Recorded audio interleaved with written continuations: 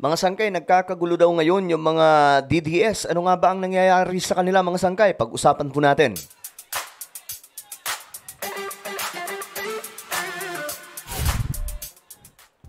Yo guys, what's up? This is me, Sangkay Janjan. I'm back for another vlog today. Kumusta po kayo mga kababayan, mga solid sangkay? Ito nga pag-usapan po natin ngayon mga sangkay. Isa sa mainit na usapin ngayon itong nangyayari ng nabanggaan, no? Ng mga kapwa lang din po nila, mga supporters ni PRRD.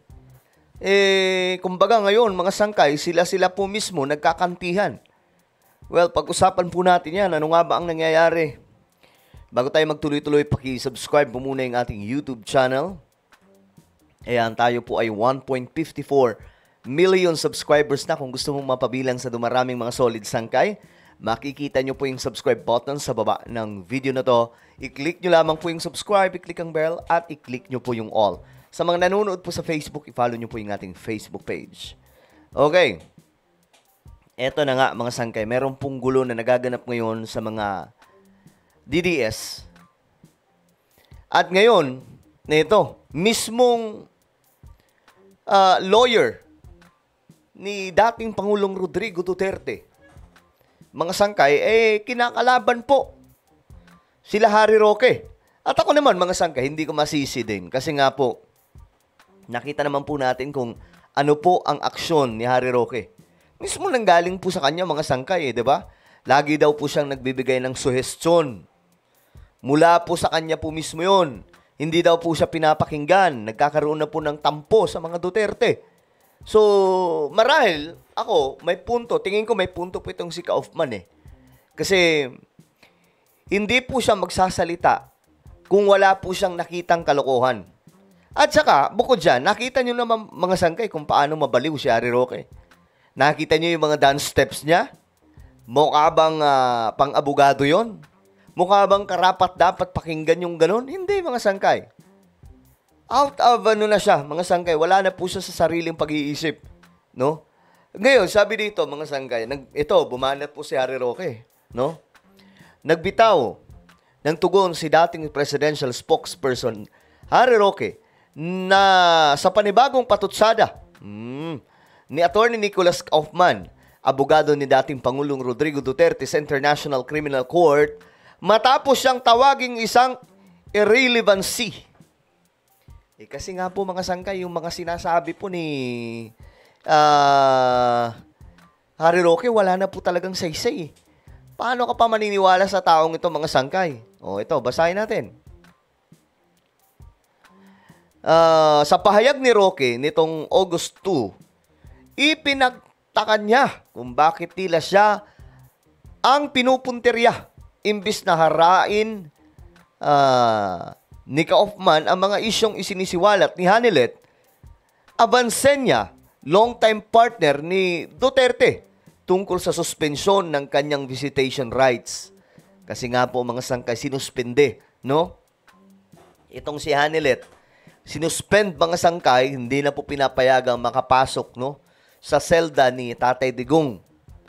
So ngayon, ang isa sa mga nakikita po natin dyan, mga sangkay, ayon po sa mga lumalabas sa mga chismis, nagkakaroon daw po ng dalawang faksyon itong mga DDS, no? Yung isa nasa side ni Hanilet, which is andon itong sila Harry Roque at iba pang mga vlogger, pero majority daw po sa mga vlogger nasa side naman mga sangkay ng isa pang babae sa buhay ni Tatay Digong. I don't know kung sino po yan, mga sangkay, no? Kung kaya't nangyayari yung mga banggaan, mga sangkay sa pagitan po nitong mga DDS, sila lang din po talaga mga sangkay. Ito, sabi dito, bakit ako? Bakit ako ang paksa ulit ng panibagong rant ni Mr. Nicholas Kaufman? Sabi ni Roque. Bakit masyadong naliligalig si Mr. Kaufman sa aking walang halagang buhay? At kinakabit ako sa mga pagsuspende ng visitation rights ni Miss Avancenia.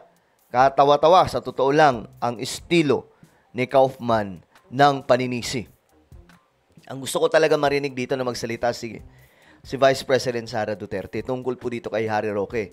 Kasi ang tingin ko dito talaga mga sangkay, itong si Harry Roque, tila baga ha, for me, tingin ko, this is my opinion, tingin ko, ginagamit na lamang po si Tatay Digong. Para ano? Para sa ano? Para sa kanyang pagiging pugante. Ginagamit na lang kasi syempre kapag andun siya, 'di ba? Andun yung mga DDS, no? Pero wag ka, mga sangkay, dalawang ano na 'to. Dalawang parte na ng mga DDS. Alam nyo, ganito lang 'yan. Kapag ganito ang kanilang sitwasyon hanggang sa 2028, matatalo po si VP Sara. Matatalo po si VP Sara kasi nga po, syempre, yung iba dyan, magkakaroon ng tampo, magkakaroon po ng sigalot dyan, mga sangkay. So, yun po yung magiging problema dyan. Kaya dapat ngayon pa lang, kung gusto nilang manalo si Vice President Sara Duterte, then, kailangan po nilang magkaisa. Hindi yung ganito, hindi yung nag-aaway-away, hindi yung nagpapatot sa dahan. Vlogger kapwa vlogger, mga sangkay, di ba? Si Maharlika, mayroong kabanggaan, si Joey at saka iba pang mga vlogger, sila Banat Bay, nagkakaroon po sila dyan ng mga awayan Samantala dito mga sangkay, sa side ni BBM, yung mga vlogger, mga sangkay hindi po sila, wala pong banggaan na nagaganap. At sa totoo lang mga sangkay, mas nagkakaisa po yung sa side ni PBBM kaysa po dito sa side ng mga Duterte. Yung mga vlogger, yung tinutukoy ko mga sangkay.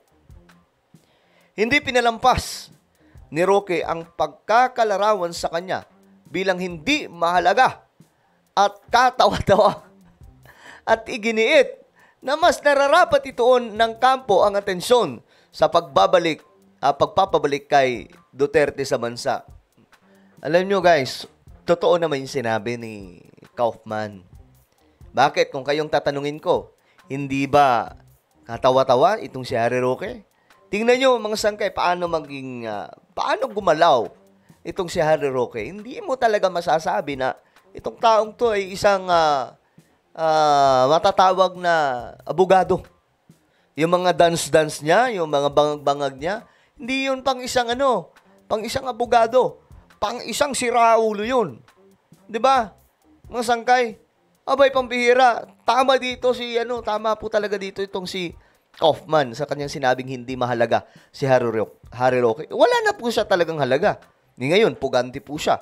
Ano pa ang saysay? Ano pa ang halaga ni Harry Roque? Wala na. So, ni-real talk lamang si Harry Roque nitong si Kaufman. Kasi nga, wala na nga po talagang halaga si Harry Roque. Bakit pa siya nandun? Dapat umuwi na siya ng Pilipinas. Pinapauwi na nga po, sinusuka na po si Harry Roque ng mga Duterte. Sa totoo lang, mga sangkay. Sinusuka. Si VP Sara, hindi lang nagsasalita yan. Pero, abangan natin yung pagsasalita ng anak ni PRRD, kung anong sasabihin niya kay Harry Roque, mga sangkay.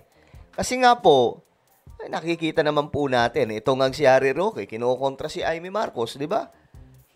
Kinukontra, si Amy Marcos, si VP Sara, dikit. Kumbaga, parang, alam nyo, nag-aagawan po sila ng spotlight. Di ba? Ganyan po sila mga sangkay, agawan ng spotlight. Alam nyo, guys, yan talaga yung pinakayo o yung spotlight. Kaya nga po mga sangkay, kita nyo naman yung mga barkada natin, di ba? Yung nakikita nyo naman sa social media, hindi po tayo yung mga pabida na pupuntang Malacanang, pupunta sa ganitong event. May mga pagkakataon mga sangkay, pero ito ay pasok lamang po sa circle of friends. 'Di ba? Ayaw natin ng ganun. Kahit nga dati mga sangkay, 'di ba?